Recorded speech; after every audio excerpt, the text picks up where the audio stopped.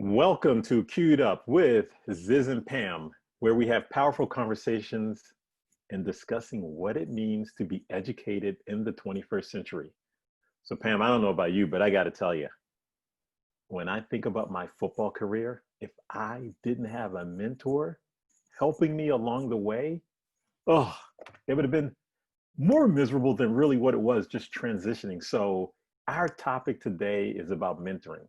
Let's mentor up, everyone. It's critical. And I think I wrote a blog about what now, about the need to break down the school wall silos and expose kids to what was happening in the real world. But it's also more than that, because I think mentors are able to be grandmas. They're able to be neighbors. They're able to be businesses. They're able to be teachers. I mean, a lot of the personalized learning programs, and this isn't the kids sitting with the computer with whatever. I mean, a lot of these programs are collaborative, working on projects together, but they're bringing their own gifts and their own interests to the project with the guidance of mentors that are pointing them in different directions, that are saying, hey, go, maybe you want to explore this. So what popped in my mind as you said that is like, here's a formal mentor and here's an informal mentor. So the beauty of when we used to sit at home, oh my God, we are sitting at home having dinner, and potentially if a grandparent were there, they could share their experience. So that intergenerational aspect of things gets shared. And that's sort of like history, right? They get to learn a little history at the table. Yes, Oh, yes. Actually, for me, the dinner table, that was sacred for us. We had dinner every night, and really it was where we talked about everything. We talked about every possible conceivable subject, from abortion to race relationships to, you know, what happens when or if, and learning to model how we discuss these topics that each of us might have a different perspective on. And I think that was critical. So the dinner table is certainly a starting place for that mentoring, or people they met that inspired them, or whatever. But when they're spending so much time in structured activities with limited exposure to a wide variety of people, it is not helping them figure out how to operate in the 21st century, nor is it developing the skills they need to navigate the workplace of the 21st century. well, you just hit on it. I mean, modeling, that's so important. And especially for a young one, you know, the first 7 years of their life, they're a human recording machine. Yep. And that human recording machine is recording everything. And, you know, if you're talking in a positive manner or in a negative manner, no. You know, it's amazing how many times people actually say no to a young one. I think they've actually, I don't even want to bring up the statistic on it because it's not good. No. But going back to what you just suggested was modeling. That's so important. So it gives us an opportunity to think about what we say, how we say it, and why it's important, because people are listening. Well, I think we spend so much time focusing on our children as the change makers of tomorrow. We're going to shape the change makers of tomorrow. You can't change another human being. You can only model. We need to be the change makers. We need to model what it means to be engaged citizens. We need to model what it means to learn about, okay, wait a minute, we've helped create this mess. We keep turning it over to institutions and governments and organizations that are going to solve it for us. But no, the responsibility belongs with us. And really, we cannot teach values. They can only be learned by the child. I think that we have to really focus on ourselves, and it really is a relief. It's such a relief to not spend so much time trying to get another human being, and certainly anybody who's anybody realizes how little control we have over, you know, our spouse, our boyfriend, our girlfriend, our parents, our children, or whatever. You can't make people do anything. You might do a carrot and stick for a short time. It doesn't work unless they're intrinsically motivated. Okay, so let's just start there. But I think that we have to model and and model what it means to be a change maker that hopefully inspires them to be a change maker. Yeah, and that's a really, really good point. And I think I don't remember who the actual, I can't remember the actual quote, but you be the change that you want to see in society. I Oh, don't know if Gandhi. it's Gandhi. Yes, Yeah. I gotta forget that. Yeah, be the change you want to see in the world. Well, it's true, except we say to our kids, go to these schools and they're going to help you learn. And we've turned over every aspect of education and feeding them and, everything else to this school while we get on with our old lives. I mean, this is David Brooks' article, The Yes, Mistake of the Nuclear Family. yes, We ended up being these silos that aren't exposing kids to multi-generational relationships, multi-level experiences, explorations that we can all build and help develop the community. I mean, the idea of focusing on the flower and fixing the flower, you don't do that. You don't fix the flower, you fix the garden. You create the environment that allows the flower, whatever type of flower they are, to flourish. And that's, I think, where we need to shift our paradigm. yeah. I love that. Like, so in creating an environment, it's interesting, like going back to football or going back to sports in general, especially when a younger generation, and like I think we talked about this and many, many episodes ago, we talked about how you played on the playground and the older students modeled leadership. They modeled communication. They did all those things. And as you got older and you stepped into that role, now all of a sudden what happened was there's a void because people aren't playing in the playground anymore, because parents are setting up play dates. I remember hearing that concept for the first time. I was like, a play date? What's a play date? So that dates me, but it also points out why it's so important to allow the students to be involved. We set up the environment, let them learn. And sometimes you'll learn that, yeah, that person wasn't very nice to me, but I'm not going to be mean back to them. I'm going to do it this way. And they realize, like, wow, you know what, that hurt. That hurt. And because life is not easy, life is hard. But if you have the right environment, you figure out how to struggle. You figure out how to grow. And that's what mentors are for. Well, that's why, like, Finland gets, I mean, just that the kids don't go to school till they're 7. And a lot of the any sort of pre-school program type of thing is play-based, and they collaborate in their communities where, it doesn't have to be a formal structure. It's as if that you have to go to a classroom or a formal program in order to learn. Learning happens everywhere. Learning is not the same as education, is not the same as school. And school does not mean learning all the time, sometimes, but rarely. Well, you know what, now that's a good point, because I do think there's some confusion. So I think you and I definitely feel the same way, but let's just, for our audience sake, what is an education? What is learning?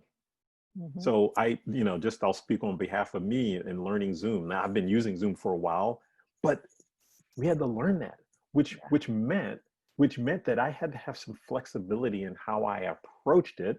So you have to have a growth mindset versus a fixed mindset. Oh, I'm not going to do that. I'm going to do it this way. And you might have to ask your child, hey, can you help me with this? I call that reverse mentoring. That's how I learned Twitter. Only they did it so fast. I'm like, okay, slow down. Can you do that a little slower? And then finally I caught on. But allowing someone to teach, allowing someone to model something for you is also super beneficial, because then they gain confidence, because they're like, oh, wow, I do know this. I'm teaching so-and-so. I'm teaching my parent how to do something. No, I think mentorship is the future. And as a matter of fact, we're even moving that into the workplace now with apprenticeships. And we talked a few episodes back about the Navy, the experiential learning and the support and the collaboration that comes along with that, but not the sage on the stage telling people what to do. Mentoring is a different concept. Mentoring is not, it's allowing the struggle. It's supporting the struggle. It's being that guide and coach, but not in here's the way you should do it because this is how I've done it. We have spent so much time training to do a specific way that we've developed a standardized test so that their mind says there's always an answer. Okay, well, we're seeing this with math.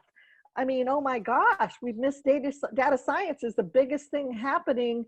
And it's what most people use. We don't even teach it because math is actually creative. We're teaching outmoded stuff that is not able to be used because really math, Joe Bowler, I highly recommend people to look at ucube.org. I'm going to be taking her class this summer, which is free, which is all about this shift in how we engage citizenship.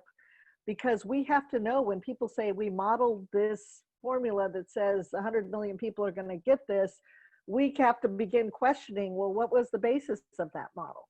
We have to begin looking at statistical probabilities. We have to understand all of these things that are coming at us, and it's not an algebraic formula with a specific answer.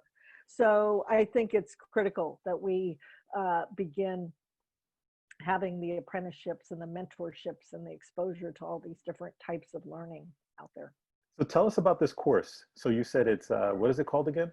Yes, I actually posted it on Facebook and we will have it in our show notes, but she is actually, it's for educators, but it's also for parents and anybody interested in learning. She joined with the Freakonomics, I think it was Stephen Levitt is his name, to talk about really the future of math, how we teach it, what we need to teach, and how different it is from this finite answer. We keep showing kids, here's how you do it, that is not appropriate. We have to teach them how to think, not what to think. And so I think all of this is blowing up right now, and it's so cool to see all of these programs begin to help us understand and gain perspective on the 21st century and the skills we need and how different they are from the 20th century skills. We still teach the rotary phone and we've got the cell phone. Well, even, when you think about being an entrepreneur, or you think about change, change is inevitable. Things are always changing despite that. And I know our subconscious mind wants us to be safe. So it's always trying to keep us safe and not get outside of our comfort zone. But we only learn when we get outside of our comfort zone. So it's so important to have a mentor who might be of a different culture, of a different race, of a different gender, different ages, and all because they're going to teach you something that you hadn't thought of before. Mm-hmm. And to me, that's what's exciting.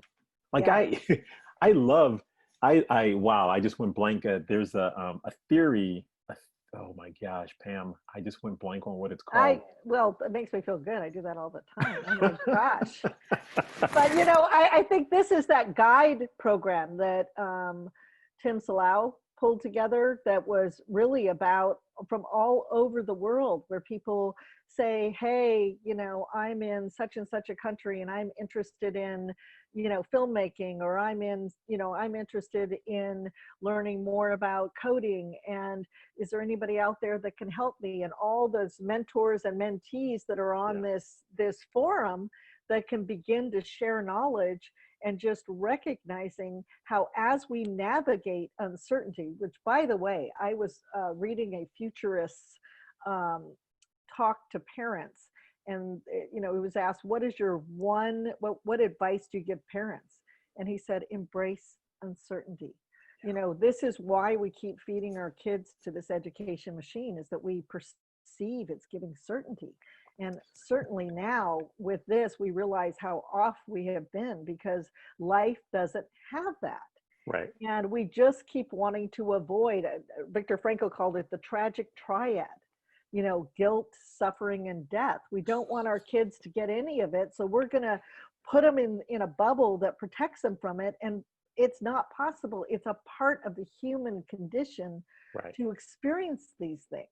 So yeah, because that's how you get better. You get better through struggle. Right, but you don't have control over that. Life is going to happen. I mean, this whole positivity stuff of you always got to be happy, and then a pandemic happens, And we all struggle because that is life. How do we teach our kids to embrace the uncertainty, the periods of struggle, that their worthiness is not dependent on outcomes. Their worthiness is dependent on them answering the calls to life, and how valuable and irreplaceable they are. So imagine if that shift took place.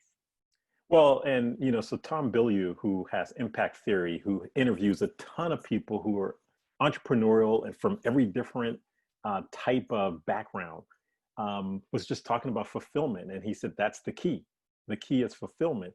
So it's making me think mentorship isn't just a person; it's also a book. It's also an article.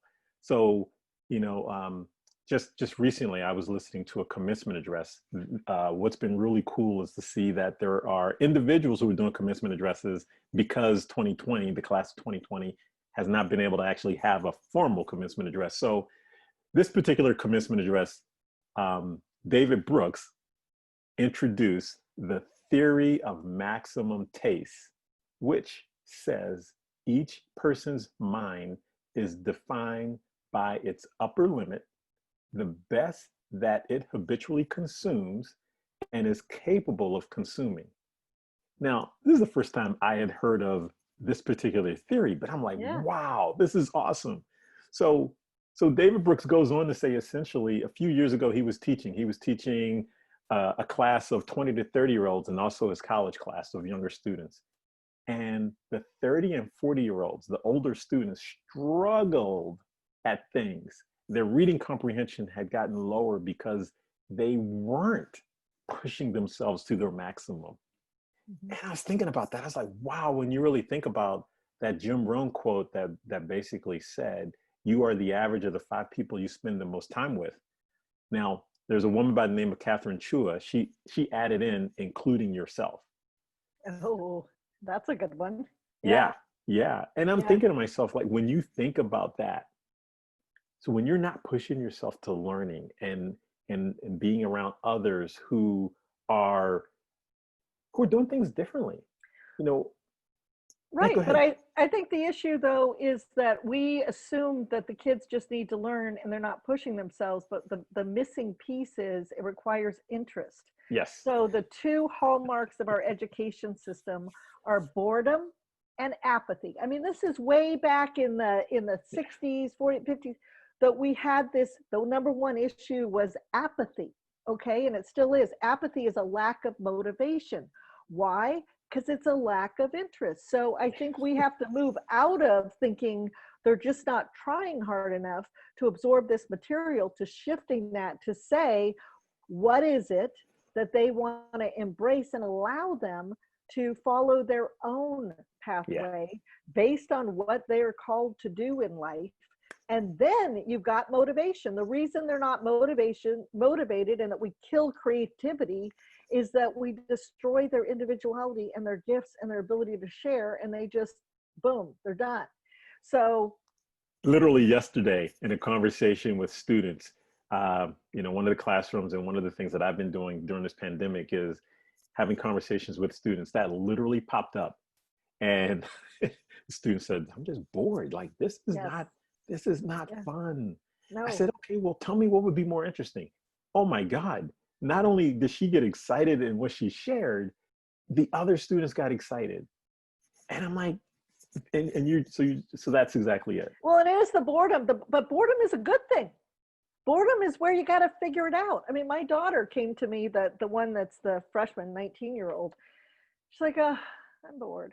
And I'm like, and ever since they were little and they hate this, I'm like, boredom's good. They're like, Mom, I hate when you say that. And I said, so what do you do with it? And I said, what would you do? Like, if you're in a room and you have nothing, what would you do? She goes, well, I kind of want to learn to sew. And I said, really? Never expressed this before. Yeah, I'm really kind of interested in fashion. And I'm like, oh, I said, well, her grandmother has a sewing machine in the garage. I'm like, why don't you, drive over to grandma's and pick up the sewing machine? And then I said, and then, you get a pattern and, my mom happened to have extra fabric, and she's like, well, I don't want to use the pattern. I'm like, well, how do you sew without a pattern? And then I just thought, zip it, Pam, get out of here. And I am telling you, she's been on fire. She's been sewing stuff, learning all this, making things. Her sister's been the model, and boom, boredom was gone. And so a couple days later, I was like, so what are you doing? And she goes, oh my God, it's so interesting. It's so fun. And I thought, never would she have explored that. Never. And what an opportunity. So that boredom is also the birthplace of ideas, because boredom means lack of interest. Well, you asked a powerful question that led to discovery. Yeah. It's that communication piece, listening, asking, and then zipping it. The zipping's the hardest part, if I can share that with everybody. The whole time I'm like, how do you do an outfit without a pattern? And I am telling you, she designed 3 without patterns, and that are adorable. And I thought, okay, Mom, you don't know a lot. And I mean, they weren't complicated, but she's, was figuring it out, measuring and doing all these things. And I mean, talk about using math. I mean, she just was really, she was figuring it out. And I was just in awe. And I thought, I'm so happy I did direct her. And she's learning this old machine, because my mom's machine's like 25 years old, and she's having to find YouTube videos to show how to make the thing go backwards. And I'm laughing at this as she's, struggling to figure it out, but she was so determined that she's like, gosh, there's not many places I can find out about this old machine, but she was finding enough that she could sew 3 outfits. And so from that experience, confidence is gained. Yes. That's how you gain confidence. So when people talk about confidence, you can't gift someone your confidence. Confidence is only gained by going through something yourself and then realizing, wow, I can do this. Well, and I think oftentimes parents are so desperate to connect with their kids, they'll be like, oh, I can help you. Let's do it together. And I think science project. No, they actually do it for you. I mean, when you have to run to the store, I mean, that's actually why I pulled my kids from traditional schooling, because I was running to the store the night before they had to build this thing, and I'm buying the animals and the teepees and the whatever, and I'm like, why am I doing this? I mean, forget it, Yeah. Why, but they needed the materials. I didn't do hers. And then when she had hers on the desk, that was definitely a 4th grade project, and everybody else is perfect. I was just like, oh my gosh, I was so embarrassed for her. And I thought, oh my gosh, but she didn't matter to her. But I thought, this is ridiculous. This is ridiculous how out of control we've gotten with that. But I think it's really to allow them, without us desperately needing to be a part of everything they do and knowing everything that they do. And that might be an interesting segment to talk about too, is this issue of how much we need to be involved with our children. It's funny you say that, because that's exactly what I was thinking. The issue isn't necessarily our child or the students. Sometimes it's us overly being involved. And I think about my own parents. I mean, did they come to every sporting event? No, not at all. And then I just remember asking that question to some other people. I'm like, hey, did your dad or did your mom always go to a sporting event? And they're like, no, not at all. And you figured it out. I mean, so you developed those skills and the what you need to exist. Mm-hmm. So yeah, I think that is a good topic. In regard to mentoring, though, I do think, as has been stated, it's generational. It can be a book, it can be an article, it can be so many different things, but what it does do is support and walk alongside of that student. Yes, and exposes them to different things. I think the whole idea, again, is think of our lives that we've ended up in silos. This pandemic in some ways has been cool in that it's been building this infrastructure we didn't have in our neighborhoods and our communities of connecting and checking in. And so we have a foundation now. But I think that the idea of breaking down the silos and allowing them the mentorship, either through, going out and volunteering at an organization, trying to find someone you can job shadow or go interview if you're interested, or getting a part-time job. I mean, really, I mean, the heroes. Could you imagine if we didn't have the grocery clerks, you know? And before it was like, oh, whatever. That is a great place to have your kids start. My kids started, one is a hostess in a restaurant that was really popular, and she was like, oh my gosh, it was so hard.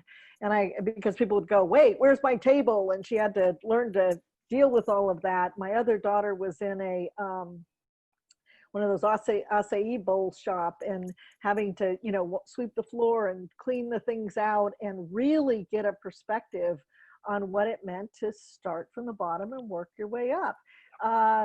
Why not? Yeah, and you learn a cross section of skills. I mean, that's what I love about. I'm not going to name the store, but there's a store that a lot of us know about, and they cross train. They do everything. So when you're cross trained, so if you're a student or a young college student or wherever you might be in life, and you have an opportunity to start at an ice cream parlor.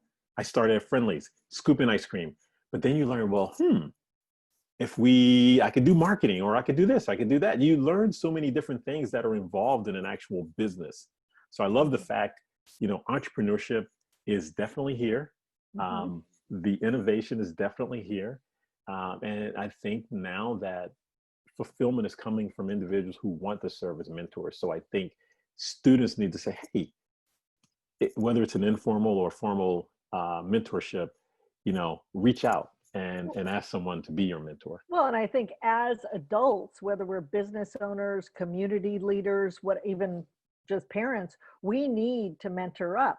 We need Yes. to look at every child in our community as our child. We can no longer just say, is Johnny going to be successful? I mean, this has actually made him very unsuccessful and unhappy with so much attention. Let's broaden our horizons and have a responsibility to this next generation to empower them to solve the issues that in many ways we've exacerbated or created.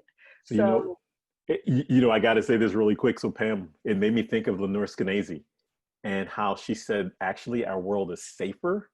And so when you said, yeah, we need to think about the children in our community, I'm like, Pam, I'm a permanent tan guy. I am not going over and talking to. Now I'm being funny. I am being funny, but in all seriousness, I mean, parents have gotten to a point to where now they don't even know their neighbors up until this pandemic. They had no idea who lived next door. Now that's not the neighborhood I lived in, but a lot of people had no idea because they didn't take the time to get to know them because of whatever. But our world is safer.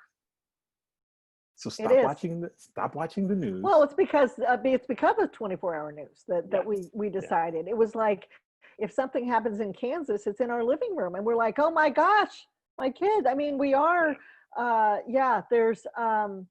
There's a great book, I can't remember it, I'll put it on the website, that was just about that, which is how crazy it is that we are in so many ways safer, but we're more fearful. Definitely. And that bubble wrap, which we'll address in the next segment, what that has done to the mental health and well-being and empowerment of kids. Yeah, so thank you everyone for joining us as we talked about mentoring up. #mentor up.